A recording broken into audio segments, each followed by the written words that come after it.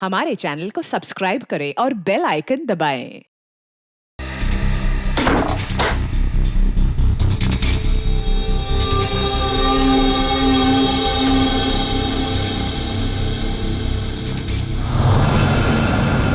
मुझे अपना के मुझे फिर से पराया क्यों कर दिया माँ?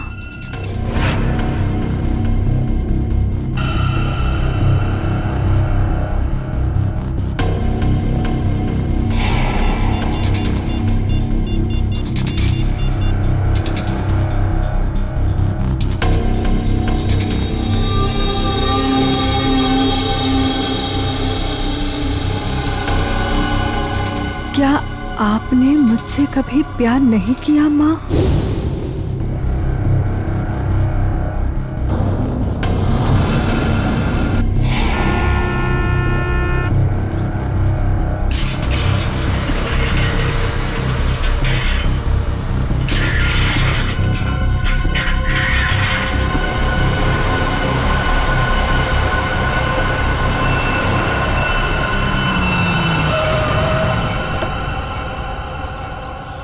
नमस्ते मैडम जी।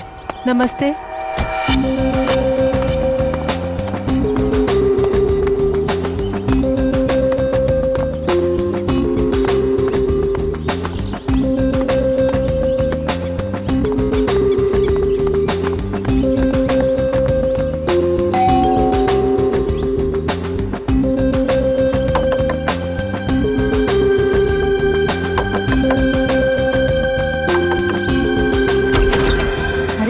दरवाजा कैसे खुला है? विनीता, विनीता, विनीता, कहाँ हो तुम? सो रही हो क्या? विनीता। अंकल, आंटी, कोई आवाज क्यों नहीं दे रहा है?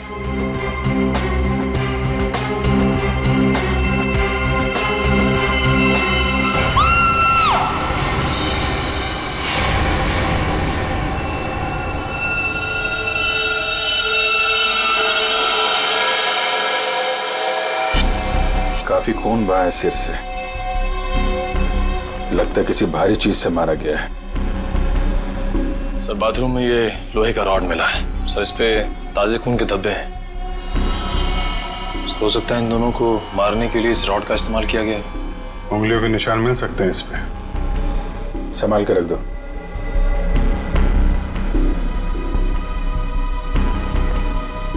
वैशाली जी, आपने सबसे पहले देखा लाशों को? मैंने और मेरी फ्रेंड विनीता ने टेनिस खेलने का प्लान बनाया था। जब मैं यहाँ आई तो विनीता मुझे नहीं मिली और अंकल आंटी की लाश के आसपास किसी को देखा था? यहाँ पे कोई नहीं था। और बाहर का दरवाजा खुला हुआ था? जी, पर मुझे विनीता की फिक्र हो रही है क्योंकि उसका फोन सुबह से बंद आ रहा है। विनीता का कोई फोटो है आपके पास? फोटो तो ये रही। वंश सर, ये फोटो सब चेक ना किया और पुलिस स्टेशन में भेजो। इसकी जान को खतरा हो सकता है। सर। और आप हैं यहाँ के वॉचमैन। वॉचमैन का मतलब समझते हो? घर का रखवाला। ये रखवाली की तुमने अपने मालिक और मालकिन की? कैसे कहूँ साहब, अब तो ये बोझ पूरी जिंदगी मेरी आत्मा पर रहने वाला। तुम्हारे रहते हुए खूनी अंदर आया तो आया कैसे? ये बात तो मेरे लिए भी पहेली बनी हुई है। ऐसी पहेली सुलझाना सीआईडी को अच्छी तरीके से आता है। प्लीज साहब, मेरे बाबूजी से इस तरह बात मत कीजिए।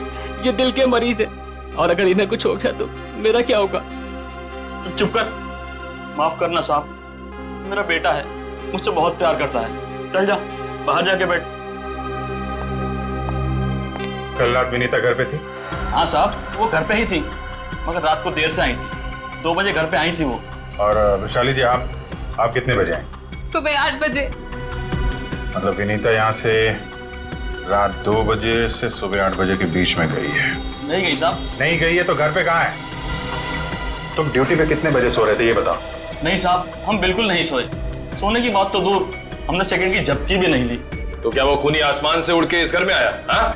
वैशाली, एक बात बताओ, विनीता के परिवार वालों की किसी से कोई दुश्मनी थी? मुझे इस बारे में कुछ नहीं पता। अच्छा, विनीता के बारे में आप हमें और क्या बता सकती हैं? विनीता मुझसे अपने सारे सुख दुख बांटती थी। बस उसे अपने अनाथ होने की हीन भावना महसूस होती रहती थी। एक मिनट, आपने कहा कि विनीता अनाथ है? अंकल आंटी ने उसे गोद ले रखा था।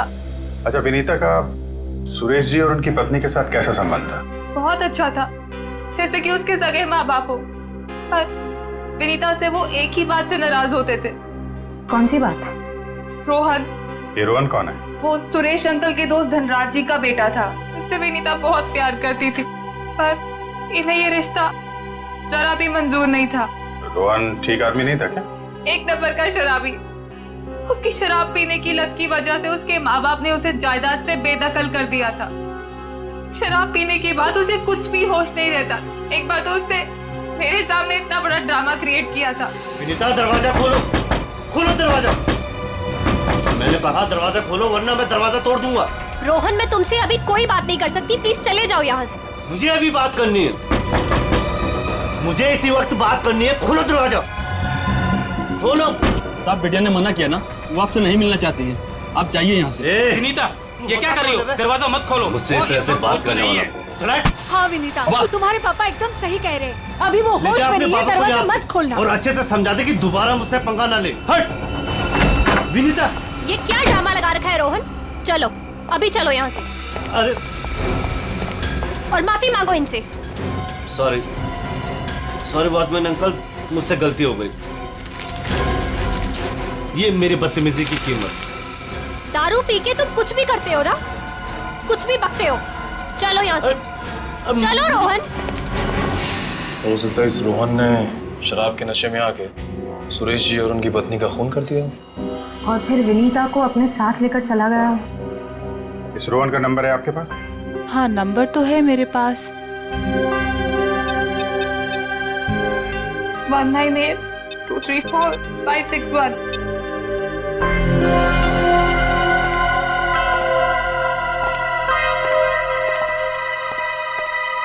रोहन का फोन भी बंद आ रहा है। सर, अब एक बात समझ में नहीं आ रही है। अगर वो खूनी मेन गेट से अंदर नहीं आया तो फिर कहाँ से आया? घर को चेक करते हैं।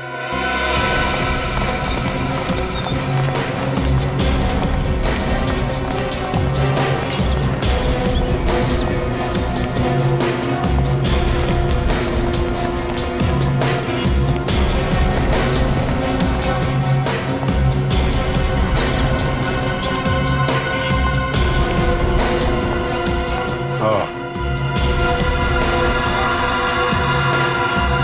ये देखा?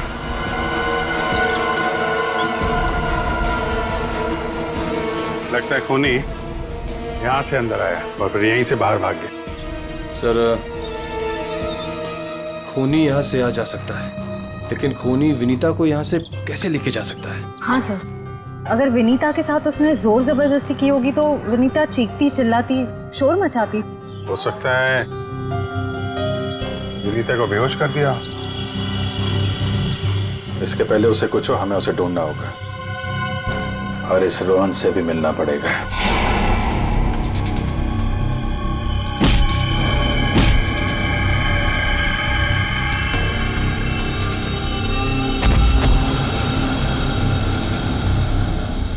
सर, अभिजीत सर ने रोहन का यही का पता बताया।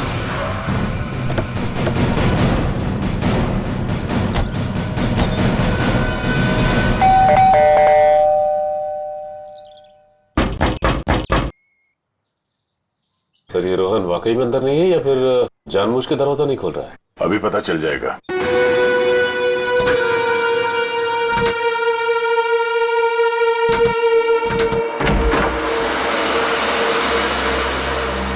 हो सकता है उसने विनीता को यहीं कहीं छुपा के रखा हो। घर में सामान भी ज्यादा नहीं है, पूरा घर खाली दिखाई दे रहा है। हाँ, वैसे भी कंगाल है वो। माँ बाप ने तो बेदखल कर दिया था उसे। सचिन,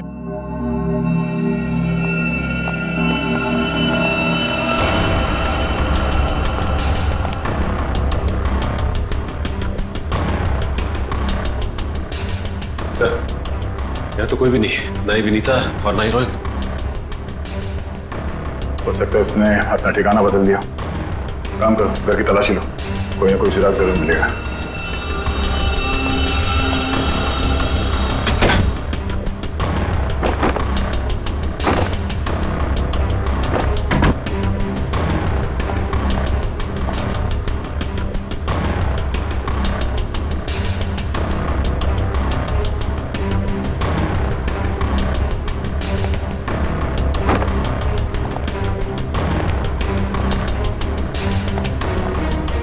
चारों तरफ किताबें ही किताबें पढ़ी। लगता है इस रोहन को किताबें पढ़ने का बहुत शौक था। नजरिया बदलिए, बहुत अच्छी किताब है ये।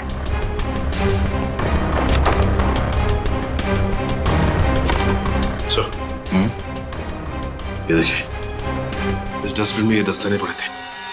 लगता है किसी ने अभी भी जलाया। मतलब इन दस्तानों का इस केस से कुछ लेना देना है।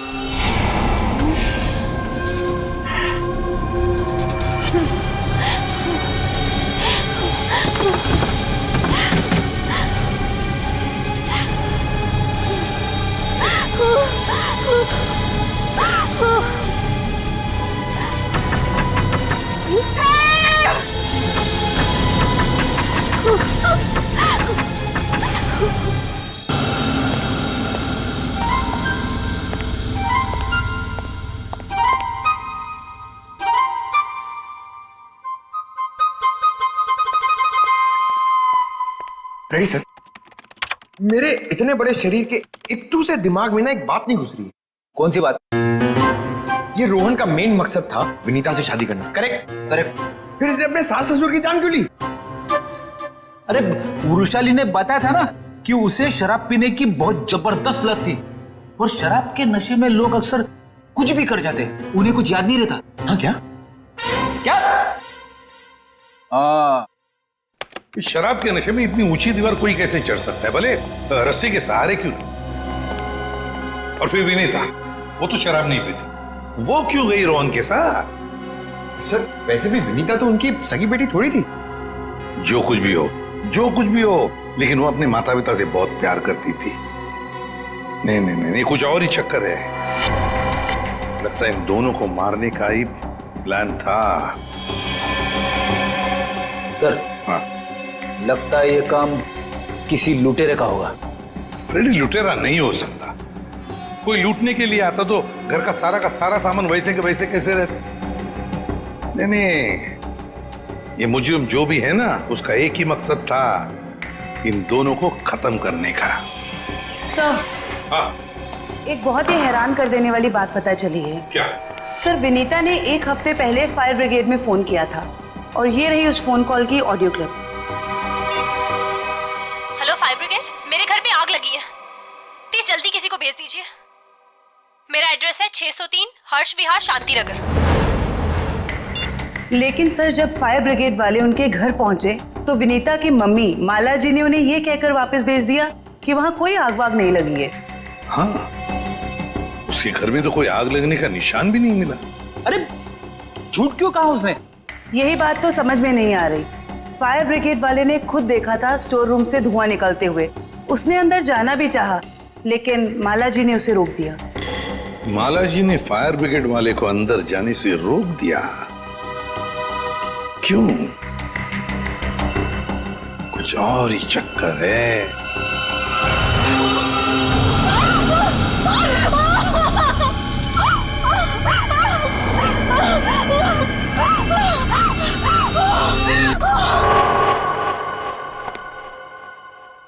छान मारो इस जगह को अच्छी तरह से, कुछ ना कुछ जरूर मिलेगा।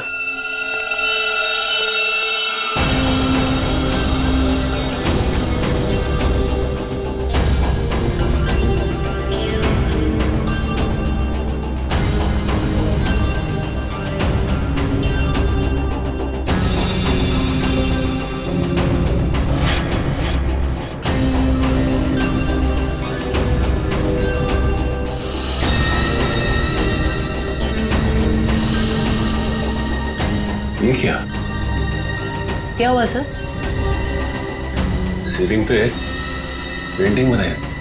बड़ी ही अजीब बात है। देखते हैं।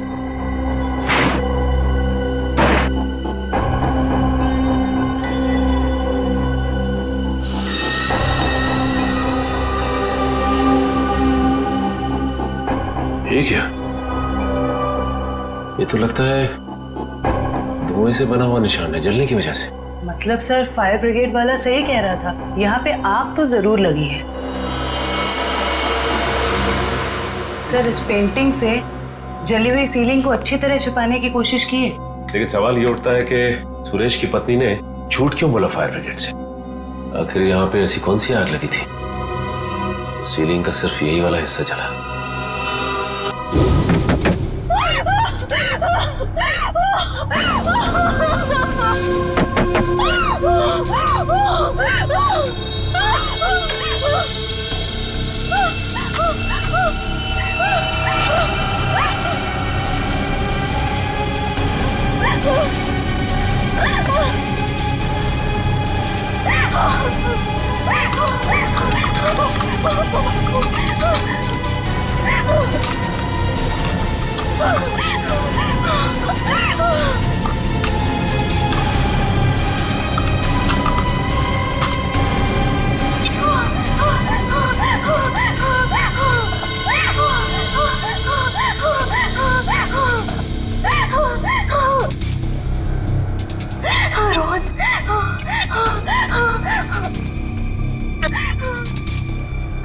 रोहन फोन क्यों नहीं उठा रहा?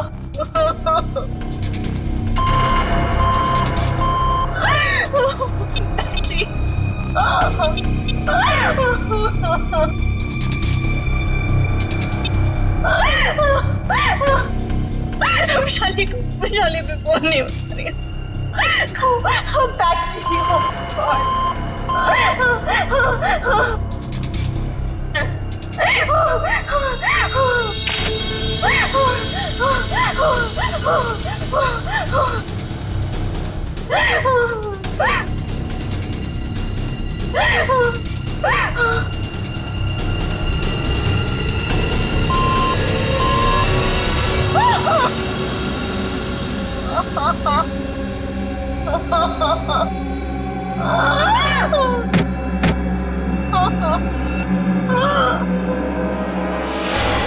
मौत रात को 1 बजे से 3 बजे के बीच में हुई है। और सर वॉचमैन कह रहा था कि विनीता रात को 2 बजे घर लौटी थी। सर अगर खून उससे पहले हुए होते तो वो चीखती चिल्लाती या बाहर जाती। मतलब खून 2 और 3 बजे के बीच में हुए हैं। सालून के साहब, हमें जो लोहे का रॉड मिला था उसके ऊपर से खूनी के उंगलियों के निशान मिले या नहीं? नहीं बस, कोई उंगलियों के निशान नहीं मिले। नहीं मिले? रोहन के घर में से हमें आधे जले हुए ग्लव्स मिले थे। कहीं रोहन ने वो ग्लव्स तो नहीं पहने थे ये खून करते वक्त? हो सकता है, तारिका वही चेक कर रही। सर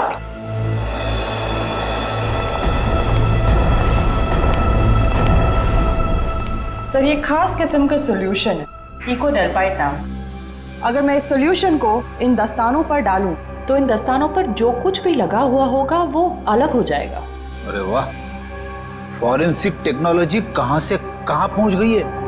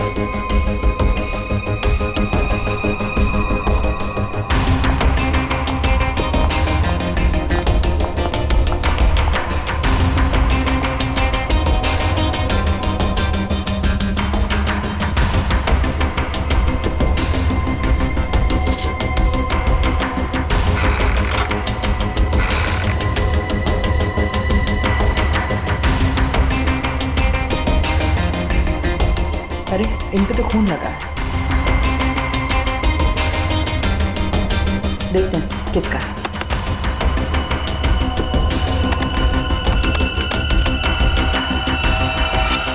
पॉजिटिव सर, ये खून मिस्टर एंड मिसेस सुरेश का ही है। मतलब सर ये खून रोहन ने ही किया है? एक मिनट बोलो।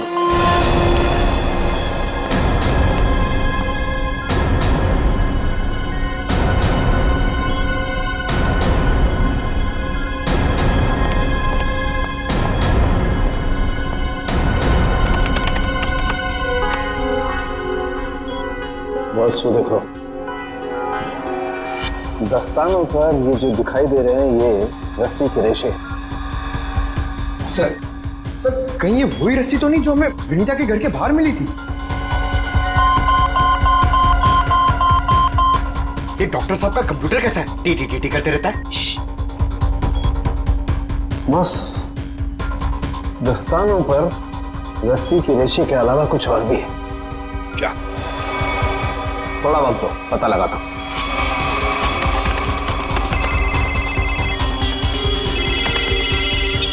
हाँ श्रेया, ठीक है। क्या? सर विनीता का फोन थोड़ी देर के लिए ऑन हुआ था, उसके घर के बिल्कुल करीब। और सर उसने सोशल नेटवर्किंग साइट पे अपने दोस्त को एक SOS मैसेज भी भेजा है। श्रेया मुझे लिंक अभी भेज रही है सर। ये देखिए सर।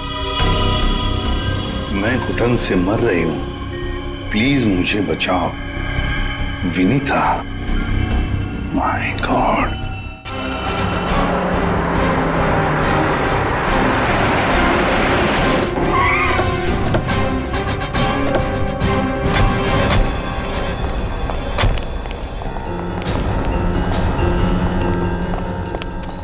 फिर मोबाइल कंपनी ने बताया कि विनीता का फोन आखिरी बार यही ऑन हुआ था। इस घने जंगल में नेटवर्क मिला, यही बड़ी बात है। जरा देखो आसपास।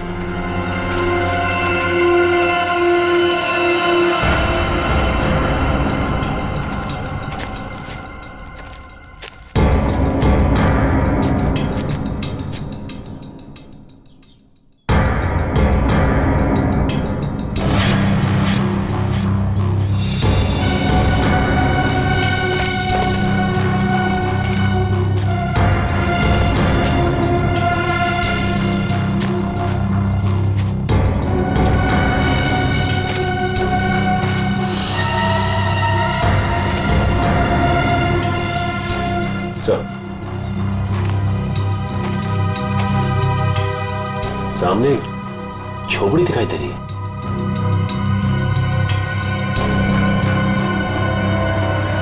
दिव्या, वंश,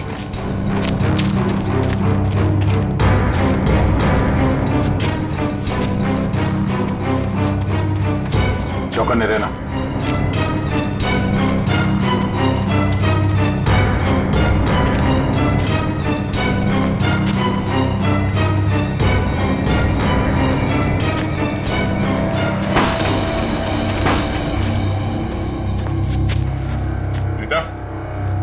बेटा, तो तलाशी लो।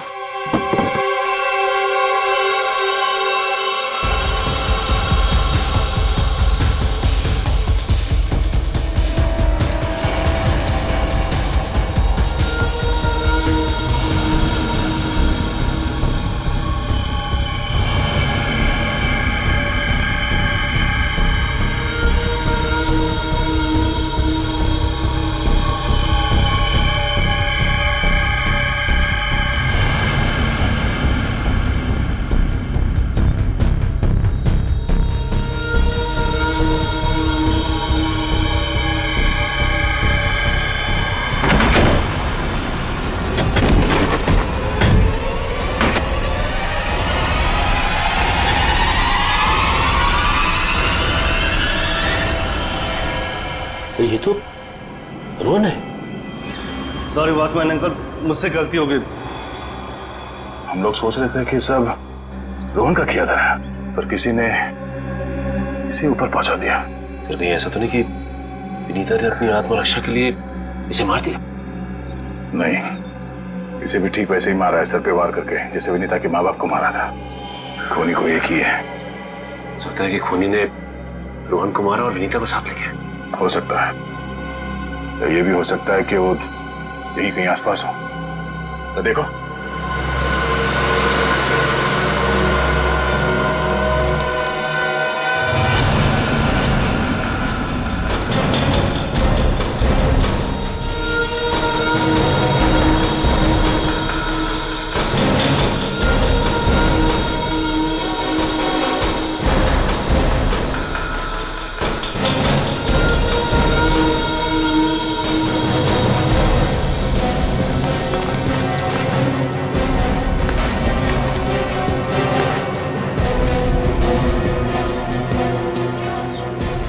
सर आसपास भी कुछ नहीं मिला से कुछ नहीं मिला।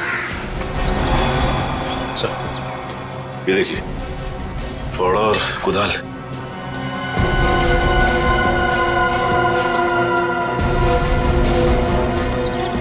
कहीं जमीन के नीचे तो नहीं? यहाँ पे खुदाई का सामान पड़ा हुआ है, जरा फाड़ो दिखा ना।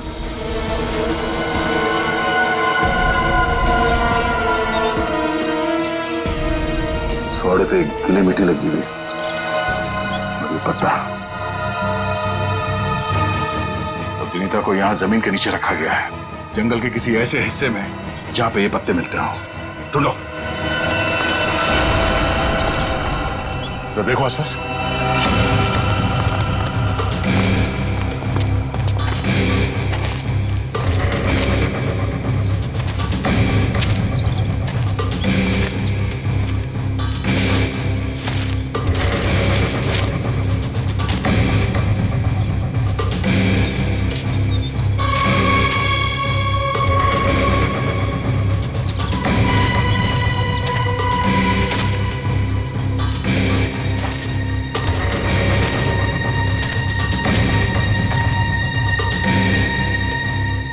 सचिन, वंश, दिव्या, ये देखो, लगता है हाल फिलहाल में यहाँ खुदाई हुई है। वंश, खुदाई का औजार लिया जल्दी। सर।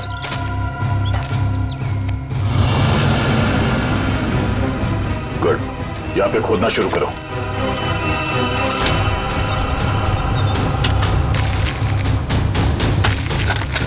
एक मिनट हट जाओ।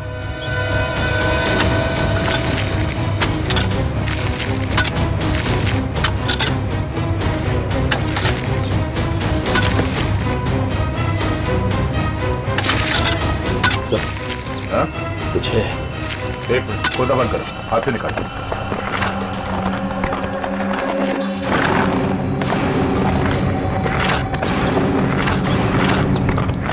तो इसके अंदर तो नहीं?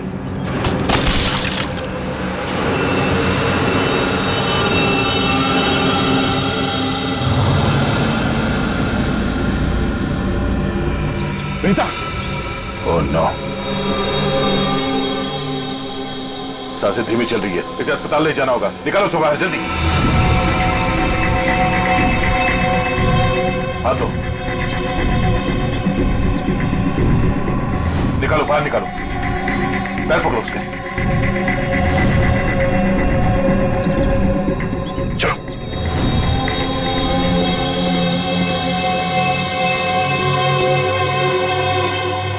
इतना समय बीत गया है, पता नहीं किस हाल में होगी विनीता। हम तो वक्त रहते उसे यहाँ ले आए, उम्मीद तो यही है कि वो ठीक हो जाएगी। ठीक भी हो जाएगी तो भी रोहन की मौत और उसके माँ बाप की मौत का सदमा पता नहीं बर्दाश्त कर पाएगी कि नहीं। मैं हमेशा कहता हूँ कि सीआईडी में सबसे मुश्किल काम यही है, किसी को किसी अपने की मौत की खबर देना। हाँ डॉक्टर साहब, कैसी है विनीता? अब खतरे से बाहर है, उन्हें होश आ गया।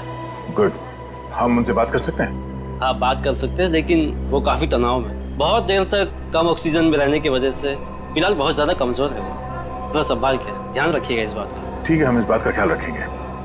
Thank you. चलो।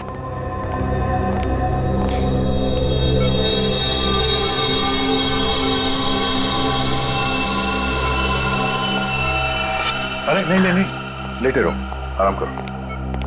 Thank you sir. डॉक्टर ने बताया कि आप लोगों ने मेरी जान बचाई। अरे हम तो बस एक जरिया थे, जान बचाने वाला तो वो है।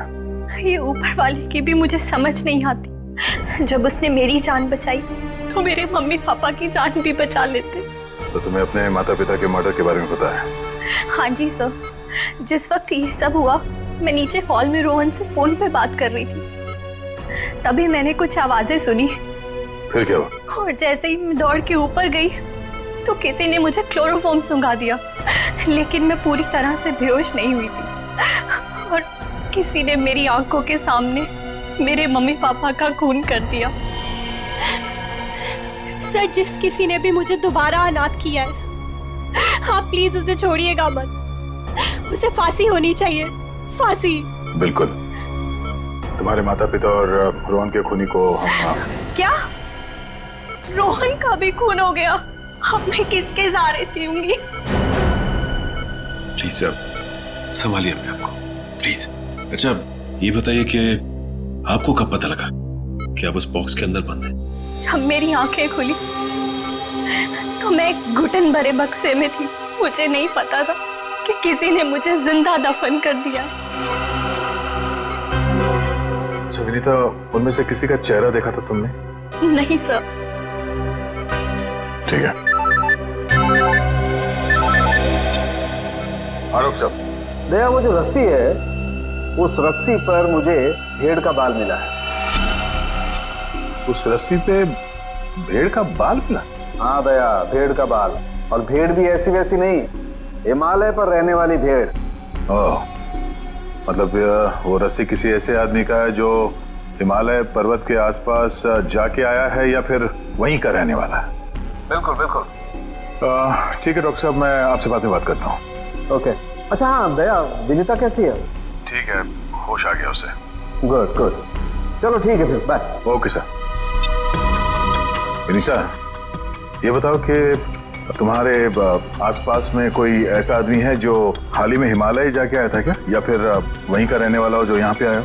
सिर्फ हिमालय पे नहीं, नेपाल भी गए थे मम्मी पापा। अच्छा, कब की बात है? 1 महीने पहले की।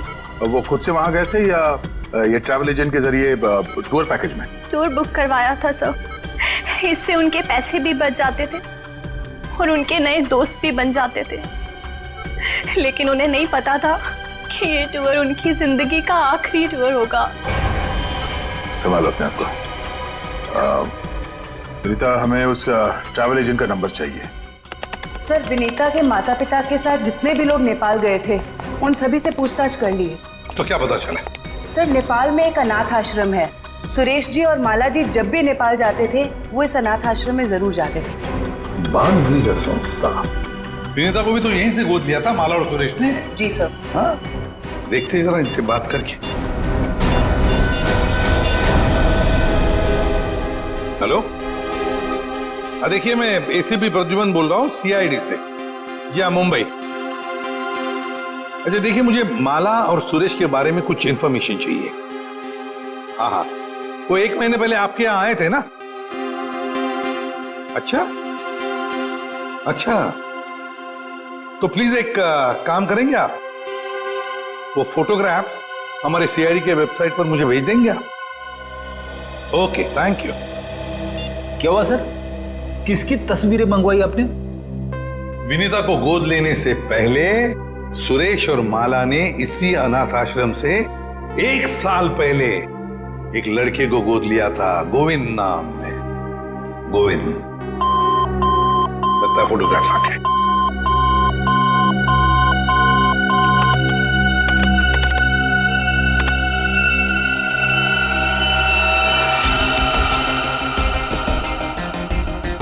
पांच साल की उम्र थी, साल 1999। मतलब सर, वो आज तकरीबन 20 साल का होगा। अभी पता चल जाएगा गोविंद अगर आज है कैसे दिखता होगा।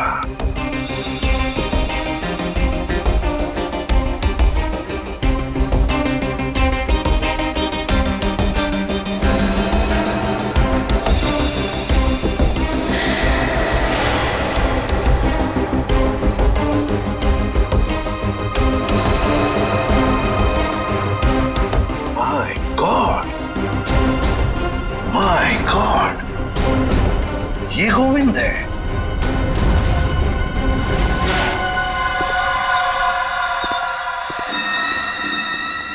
अब देखते हैं कहां भागेगा।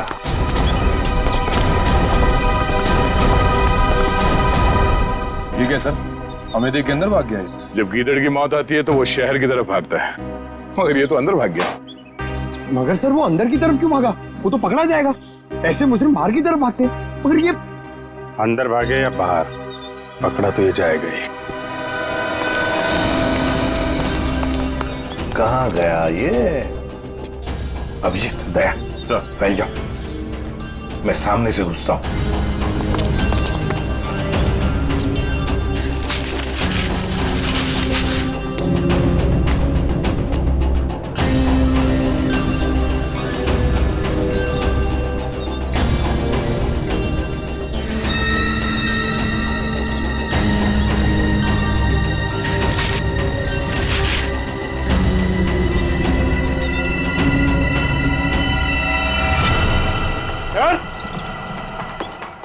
सर! अरे अरे! क्या हुआ? सर खुजली हो रही है सर। अरे खुजली कहाँ से होने लगी तुम्हें? सर बहुत तेज खुजली हो रही है सर। ये झाड़ की वजह से। अभिजीत क्या हुआ इसे? सर ये प्लांट ये बहुत गड़बड़ है, इसकी वजह से इसको खुजली हो रही है। एक मिनट अरे जल्दी से हॉस्पिटल ले संभाल के, कुछ नहीं होगा। आ जाओ आराम से संभाल के। तो जानबूझकर हमें यहाँ अंदर बुलवा लिया है। जाल रचा है उसने खुजली वाले पौधों का। संभल के रहना, यही कहीं छुपाई है।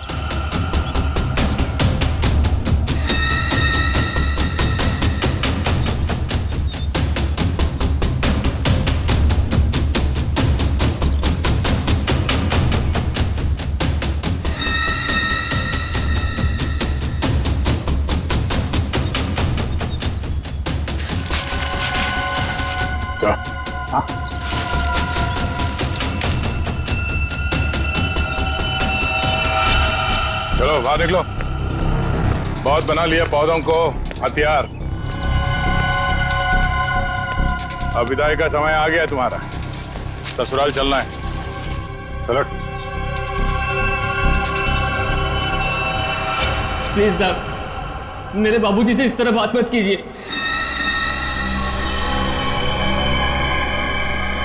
बहुत गड्ढे खोद लिए दूसरों के लिए, गिर गए ना उसी में। सर पानी मंगाइए सर, वरना मैं खुजली से मर जाऊंगा। पानी क्यों? खुजली का इलाज हम अपने साथ लेके चलते हैं।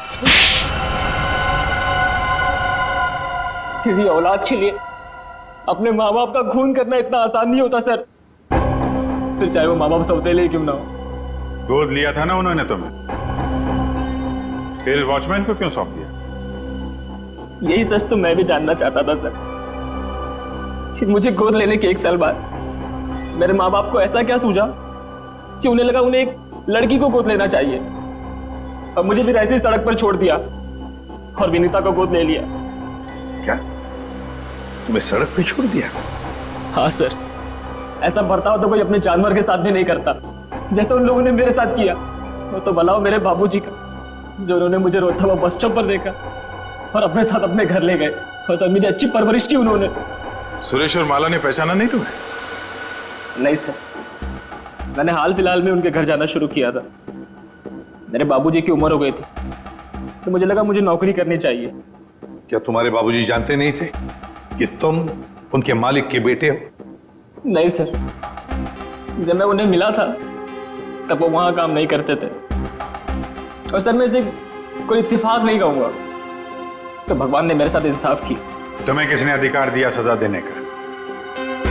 सजा देने का हक सिर्फ अदालत को है। क्या तुम शुरू में ही पहचान गए थे उन दोनों को? ये बात तुम्हें मालूम कैसे पड़ी कि उन्होंने तुम्हारे साथ ऐसा किया था? नहीं पहचाना था सर। एक दिन मैं बगीचे में काम कर रहा था, तो माला मेम साहब ने मुझे घर के अंदर बुलाया था किसी काम से। विनोद! जी मेम साहब। जरा ऊपर आना, तो काम है। अभी आया। जी मेम साहब। विनोद, देखो ये पुरानी अलमारी है, इसे ठीक से स्टोर रूम में रख देना। हाँ जी मेम साहब। हाँ।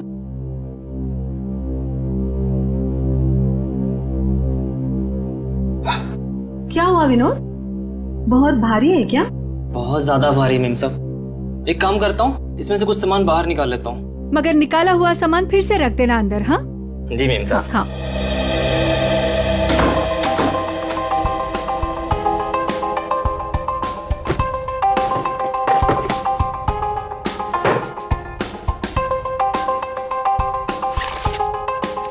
कितनी प्यारी प्यारी ड्राइंग्स हैं।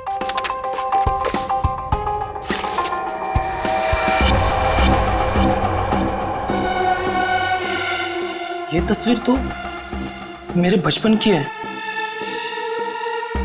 इसका मतलब साहब और मेम साहब ने मुझे गोद लिया था। विनोद, कितनी देर, जल्दी करो। जी मेम साहब, बस हो गया।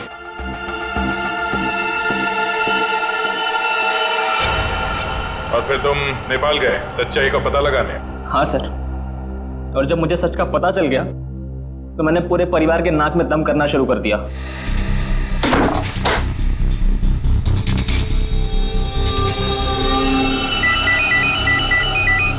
किसका फोन है?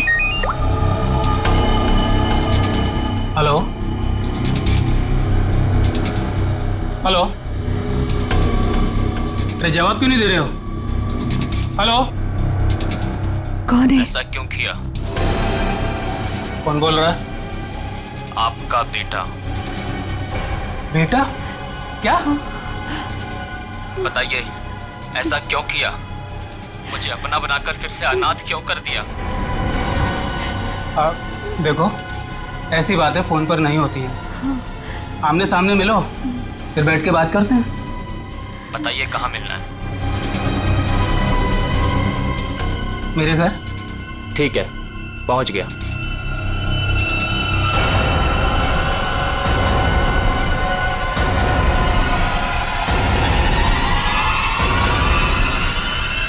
स्टोर रूम की अलमारी में तुम्ही ने आग लगाई थी ना? हाँ सर, पर माला जी नहीं चाहती थी कि उनकी सच्चाई दुनिया को मालूम पड़े और समाज में उनकी बेइज्जती हो, इसीलिए फायर ब्रिगेड को भी उन्होंने वापस भिजवा दिया। और रोहन? रोहन को क्यों मारा? मैं रोहन को नहीं मारना चाहता था सर, उससे मेरा कोई लेना देना था ही नहीं।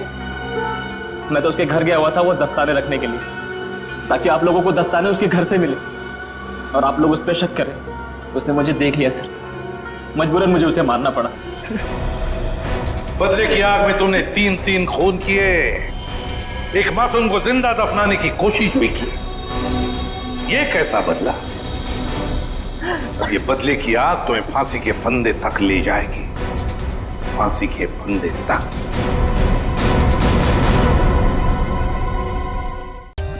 For more updates, subscribe to our channel, click the show links and enjoy watching the videos.